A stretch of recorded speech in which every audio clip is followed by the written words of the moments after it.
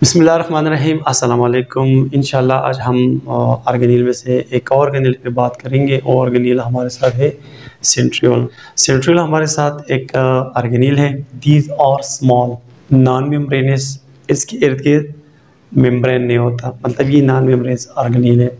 देखिए आप लोगों को मैंने यही होता है कि ऑर्गेनील हमारे साथ दो किस्म के होते हैं। एक वो ऑर्गेनील जिसके इर्द गिर्द मेम्ब्रेन होता है, एक पतला सा पर्दा होता है, और एक ऐसी ऑर्गेनील जिसके इर्द गिर्द मेम्ब्रेन नहीं पाया जाता, उसको हम कहते हैं नॉन मेम्ब्रेनस ऑर्गेनील।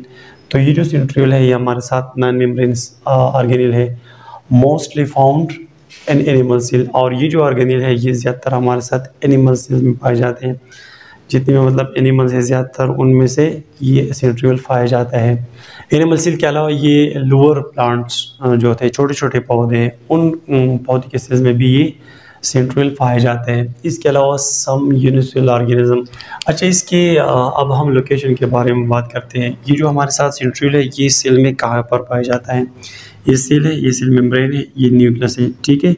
तो ये जो हमारे साथ सेंट्रियोल है ये हमारे साथ न्यूक्लियस के करीब पाया जाता है। और ये सेंट्रियोल जहाँ पर पाया जाता है उस जगह को हम कहते हैं सेंट्रोसोम।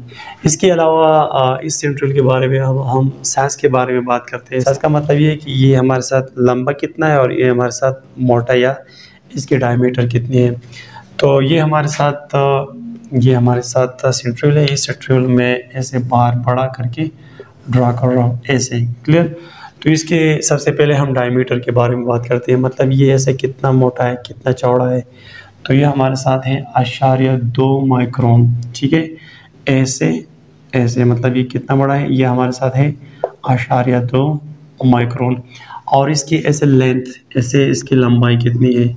इसकी लंबाई हमारे साथ है 0.3 से लेकर 0.5 माइक्रोन हो सकता है, क्लियर। साइज़ के अलावा अब हम इसके अरेंजमेंट के बारे में बात करते हैं, मतलब ये किस तरतीब से पड़े होते हैं। ये बात आप याद रख लें कि ये जो सेंट्रियोल है ये हमारे साथ फेयर में होते हैं, 2 सेंट्रियोल होते हैं, क्लियर। तो सपोज़ ये हमारे साथ ये एक सेंट्रियोल हो गया, ऐसे ये एक सेंट्रियोल हो गया, तो इसके साथ दूसरा सेंट्रियोल भी मौजूद होता है। तो जो दूसरा सेंट्रियोल है वो हमारे साथ मतलब ऐसे पड़ा होता है, क्लियर। सपोज़ ये एक सेंट्रियोल है, सेंट्रियोल में ये एक सिलेंडर है और दूसरा ये ऐसे पड़ा हुआ है, ऐसे, क्लियर, ऐसे। इसको हम कहते हैं और राइट एंगल। और राइट एंगल का मतलब ये है कि सपोज़ ये हमारे साथ ये मार्कर ऐसे पड़ा हुआ है, तो इसके साथ ही दूसरा मार्कर ऐसा नहीं होना चाहिए, बल्कि ऐसे और राइट एंगल पे ऐसे पड़ा होना चाहिए, ऐसे ये इसके ऊपर। इसको हम कहते हैं राइट एंगल। तो इसका अरेंजमेंट ये है, सेंट्रियोल्स हमारे साथ यहाँ पर फेयर में होते हैं, 2 होते हैं, एक ऐसे पड़ा होता है और दूसरा ऐसे ऐसे, क्लियर। इसका ये अरेंजमेंट होता है। अच्छा जनाब, अरेंजमेंट के अलावा अब हम इस सेंट्रियोल के स्ट्रक्चर के बारे में बात करते हैं। स्ट्रक्चर देखिए, मैं यहाँ पर ये एक सेंट्रियोल ऐसे उठा के ऐसे क्रॉस सेक्शन इसका करता हूँ, मतलब ये हमारे साथ मार्कर है, ठीक है। तो ये मार्कर मैं ऐसे ही नहीं काटूंगा, बल्कि ऐसे काटूंगा। जब इस मार्कर को मैं ऐसे काटूंगा तो इसमें अंदर मुझे कुछ नज़र आएगा, क्लियर। तो इसी तरह अगर इस सेंट्रियोल को मैं ऐसे क्रॉस सेक्शन इसका कर दूँ, सपोज ये हमारे साथ ये सेंट्रियोल है, ठीक है, और इसका मैं ऐसे क्रॉस सेक्शन कर लो, ऐसे, क्लियर। जब मैं इसका क्रॉस सेक्शन कर लो तो इसमें अंदर मुझे एक दीवार नज़र आएगा, ऐसे दीवार। ये मैं बड़ा करके आपको ड्रा कर रहा हूँ। सपोज ये हमारे साथ एक सेंट्रियोल है, ठीक है, और ये मुझे मतलब अंदर इर्द गिर्द ये दीवार है और अंदर एक स्पेस है, खाली जगह है। तो इस सबसे पहले आपको ये बता रहा हूँ कि इसकी शेप कैसी है। शेप इसका सिलेंड्रिकल शेप है, सिलेंड्रिकल। ये जो मार्कर है इसका शक्ल सिलेंड्रिकल है। सिलेंड्रिकल का शक्ल ये है, बार बार मैं ड्रा कर रहा हूँ, ये हमारे साथ सिलेंड्रिकल शेप है, ठीक है। और ये भी याद रख ले कि ये जो सिलेंड्रिकल शेप है ये दोनों सिरों पे, दोनों एंड्स पे ये ओपन है, यहाँ पर भी ओपन है, ये यहाँ पर भी ओपन है। जैसे कि अगर हम ग्लास के बारे में बात करें, ये हमारे साथ पानी पीने वाला एक ग्लास है, ठीक है। तो एक साइड पे खुला होता है और दूसरी साइड पे ये क्लोज होता है। लेकिन सेंट्रियोल का जो एक सिलेंडर होता है, ये सिलेंडर दोनों एंड्स पे ओपन होता है। तो यहाँ पर मैंने इस सेंट्रियोल को यहाँ पर बड़ा करके जूम किया है, ऐसे जूम किया है। तो जब मैंने इसके अंदर देखा तो अंदर इसमें स्पेस है और ये इसका दीवार है, ठीक है।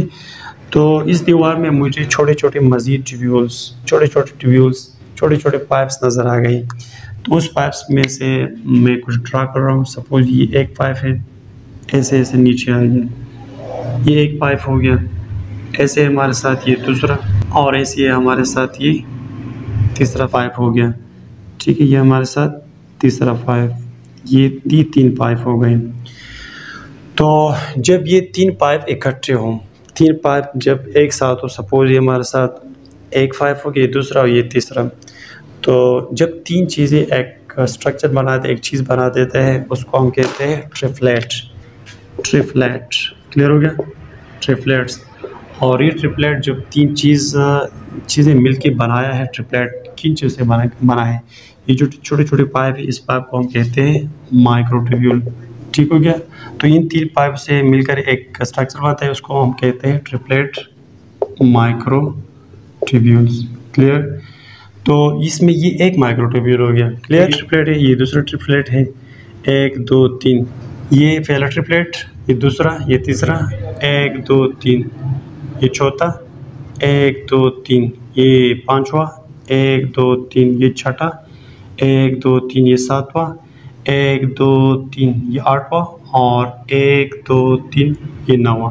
इस तरह सेंट्रिफ्यूल में जो फेयर में जो एक सेंट्रिफ्यूल है, एक सिलेंडर है, उस एक सिलेंडर को आप जब काटोगे, ऐसे क्रॉस सेक्शन करोगे, इसमें आप देखोगे तो इसमें अंदर आपको मज़ीद मतलब 9 ट्रिपलेट आते हैं, और हर ट्रिपलेट में फिर 3 ट्यूब्यूल्स होते हैं। ठीक है। तो जब आपके साथ ट्रिपलेट 9 है, 9 ट्रिपलेट, तो 9 को आपको मतलब 3 से ज़रब कर देना है, तो इससे फिर आता है 27। क्लियर हो गया। तो इसका मतलब ये हो गया कि हमारे साथ जो सेंट्रिफ्यूल का एक सिलेंडर है, उस एक सिलेंडर नुमा स्ट्रक्चर में हमारे साथ 27 छोटे छोटे ट्यूब्यूल्स होते हैं, जैसे कि 1 2 3। ठीक है। इसके अलावा 24 ऐसे छोटे छोटे पाइप्स ये ऐसे नीचे आते हैं। मैंने ड्रा नहीं किया, टाइम मतलब वेस्ट होता है, तो इसी वजह से मतलब ये आप ड्रा कर सकते हैं। ये तो हो गया सेंट्रिफ्यूल के बारे में, definition, location, size, arrangement, structure के बारे में बात। अब हम इसके फंक्शन के बारे में बात करते हैं। तो सेंट्रिफ्यूल का जो मेन फंक्शन है हमारे साथ फंक्शन, उनमें से एक हमारे साथ इनका काम है सेल डिवीज़न। इस सेल डिवीज़न में अहम रोल अदा करता है सेल डिवीज़न। अब सेल डिवीज़न आप जानते हैं कि सेल डिवीज़न क्या होता है, मतलब एक खुलिया 2 खुलियों में तकसीम होना, इसको हम कहते हैं सेल डिवीज़न। सपोज ये हमारे साथ एक सेल है, इस सेल में हमारे साथ अंदर न्यूक्लियस होता है, और न्यूक्लियस में आपको पता है उसमें क्रोमोसोम होता है। ये सपोज हमारे साथ ये क्रोमोसोम है, इस क्रोमोसोम में बीच में यहाँ पर एक स्ट्रक्चर होता है, उसको हम कहते हैं सेंट्रोमियर। क्लियर। जब एक खुलिया तकसीम होता है, तो मैं दोबारा ये न्यूक्लियर मेम्ब्रेन यहाँ पर ड्रा कर रहा हूँ। सपोज ये न्यूक्लियर मेम्ब्रेन है, बाहर हमारे साथ ये हमारे साथ सेंट्रियोल है। ठीक है, ये सेंट्रियोल है। तो ये सेंट्रियोल अब क्या करता है, ये अपने आप से एक कापी बना देता है, डिवाइड नहीं होता बल्कि एक फोटोस्टेट कापी बना देता है। ठीक है। डिवाइड का मतलब है कि ये मार्कर है, मैं इसे 2 पीसेस में डिवाइड करो, दिस इज कॉल्ड डिवीजन या डिवाइड। लेकिन कापी इसको कहते हैं कि ये हमारे साथ एक मार्कर है, और इस मार्कर की तरह दूसरा मार्कर बनना। तो ये हमारे साथ एक सेंट्रियोल ऑलरेडी पड़ा हुआ है, ये अपने आप से एक फोटोस्टेट, इसी तरह मतलब एक डुप्लीकेट सेंट्रियोल बनेगा। तो एक सेंट्रियोल एक साइड पे आ गया, चलिए हमारे साथ ये एक सेंट्रियोल है, ये इस साइड पे आ गया, और ये जो दूसरा सेंट्रियोल यहाँ पर पड़ा हुआ है वो इसकी बिल्कुल अपोजिट आ जाएगा, इधर इधर नहीं, इधर नहीं, इधर नहीं, मतलब बिल्कुल इसकी अपोजिट। ये हमारे साथ सेंट्रियोल अपोजिट पोल पर चले गए। तो ये न्यूक्लियर मेम्ब्रेन फिर मतलब नहीं होता, ख़त्म और डिसअपीयर होता है। तो इससे छोटे छोटे धागे बन जाते हैं, छोटे छोटे धागे, उस धागों को हम कहते हैं स्पिंडल फाइबर। क्लियर। ये स्पिंडल फाइबर फिर जब इस क्रोमोसोम के सेंट्रोमियर के साथ अटैच हो जाते हैं, तो ये फिर वापस मतलब कॉन्ट्रैक्ट होता है, वापस इसे चले जाते हैं। तो ये सेंट्रोमियर मतलब इस जोर की वजह से, इस प्रेशर की वजह से भी यहाँ पर ये टूट जाता है। तो ये क्रोमोसोम, आधे क्रोमोसोम एक साइड पे और आधे क्रोमोसोम दूसरे साइड पे चले जाते हैं। तो इस सेंट्रियोल की मदद से मतलब सेल में न्यूक्लियस डिवाइड हो गया, न्यूक्लियस तकसीम हो गया। तो क्रोमोसोम, आधे क्रोमोसोम यहाँ, आधे क्रोमोसोम यहाँ, फिर इसके बाद हमारे साथ यहाँ पर इस साइटोप्लाज्म भी तकसीम हो जाता है। अच्छा जनाब, सेल डिवीजन के अलावा फिर सेंट्रियोल का एक और काम भी है, इससे सीलिया भी बनते हैं, और सीलिया के अलावा इसे फ्लैजेला भी बनते हैं। ठीक है। सीले का मतलब ये है कि सपोज ये हमारे साथ एक सील है, ये एक सील है, और इस सील के बाहर जो या सील वाले इसके बाहर से छोटे छोटे बहुत सारे दागिनमा या हेयर लाइक स्ट्रक्चर बनते हैं। इस दागिनमा स्ट्रक्चर्स को हम कहते हैं सीलिया। अब जो इस सील पे या इस बैक्टीरिया कोई भी सील है, इस पे जो ये सीले बने हैं, इसीलिए आप किन चीज़ से बने हैं, ये हमारे साथ इस सेंट्रियोल से बनते हैं। सपोज इसमें ये सेंट्रियोल है, ठीक है, सेंट्रियोल, तो इस सेंट्रियोल से हमारे साथ ये सीले बनते हैं। अब इस सीले का काम क्या है? सीले के डिफरेंट काम हो सकते हैं। यहाँ पर जो बार इस सील पे बने हुए इसका काम मूवमेंट पे हो सकता है। इसके अलावा हमारा जो ट्रीकिया है, ट्रीकिया में अंदर की तरफ, सपोज ये हमारे साथ ट्रीकिया है, ट्रीकिया में जो सील है उस सील पे भी मतलब छोटे छोटे सीलिया होते हैं। तो यहाँ पर सील का काम अलग है। यहाँ पर जो ट्रीकिया है, ऊपर से जो हवा या एयर आता है उसमें डस्ट या कोई पार्टिकल, उसमें डस्ट पार्टिकल या कोई जर्म्स वगैरह होते हैं, तो यहाँ पर ट्रैप होते हैं इस सीलिया में या इस बॉलनुमा स्ट्रक्चर में, और यहाँ पर फंस जाते हैं। तो यहाँ पर इसका अलग काम है। अच्छा, इसके अलावा फिर फ्लैजेला है। सपोज ये हमारे साथ एक दूसरा सील है, ठीक है, और इस सील पे भी मतलब बाहर एक स्ट्रक्चर बनता है, उस स्ट्रक्चर को हम फ्लैजेला कहता है। ये भी सीलिया की तरह एक स्ट्रक्चर होता है, लेकिन फ़र्क ये होता है कि ये हमारे साथ नंबर में कम होते हैं और साइज़ में बड़े, ठीक है। सीलिया बहुत सारे होते हैं और साइज़ में छोटे होते हैं, लेकिन फ्लैजेला साइज़ में तो बड़े होते हैं लेकिन नंबर में कम होते हैं, 1 2 3 4 हो सकते हैं। तो ये था मतलब सीलिया और फ्लैजेला भी हमारे साथ बास सेल पे इसी वजह से बनते हैं। अगर आप जो मेल है, मेल का जो स्पर्म है, स्पर्म सपोज ये हमारे साथ स्पर्म है, ठीक है, तो इसके पीछे जो ये मतलब ढेर बनता है, ये जो धूम बनती है, ये किस चीज़ से बनती है? ये है फ्लैजेला, और ये हमारे साथ इस सेंट्रियोल से बनता है।